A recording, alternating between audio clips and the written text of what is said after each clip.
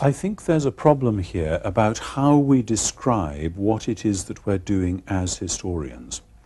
Because in fact, I think that I and Crossan and Funk and Borg and so on are all in fact doing the same kind of thing, which is to say, we are trying out a big picture.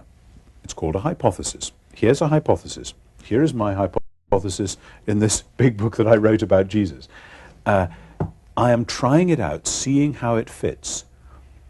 What I'm not doing is taking this little scrap of evidence, that little scrap of evidence, this little piece that I've cut out, that little snippet from Q or whatever, in a neutral, detached fashion, and then saying, oh, now let's see what happens when we put this jigsaw together. No, I'm saying, here is the big picture. Now, as I stand back, it seems that the evidence makes sense. Now, I think the Jesus Seminar is, in fact, doing exactly the same thing. I think Bob Funk had, from the beginning, a particular picture of Jesus in mind, a Jesus who didn't quote the Jewish scriptures, a Jesus who didn't think he was anyone special, he was just somebody telling other people about the kingdom in some vague way, and so on and so on. And Funk had that Jesus picture already in mind, and the criteria that he adopts for deciding which little pieces to cut out come from the big picture. It isn't that they're neutral criteria, giving him then a set of neutral jigsaw puzzle pieces which he can then say, oh, look what this big picture we're getting. The big picture was there from the beginning. Now,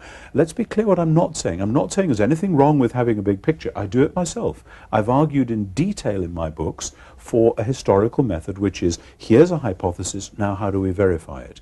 But I think then when the Jesus Seminars say we are just coming to each text and cleaning it up, and then we're standing back and drawing a big picture, I think that's just naive. They're not doing that at all. So I think the real problem is that they are misdescribing the method that they're using and coming out with something which looks to Joe Public as though it's, wow, this is a neutral, objective, historical method, and it ain't no such thing. When Dominic Crossan reviewed this book of mine about Jesus, he accused me of actually ignoring or marginalizing some of those non-canonical sources. And I went to my index at the back of my book, and I discovered that I have referred to and discussed the sayings in the Gospel of Thomas 2 or 3 times as often as even he does, let alone Robert Funk, in their indexes. And so I reckon I've looked at the stuff pretty carefully, and I have offered here a historical hypothesis of how the whole thing in fact fits together.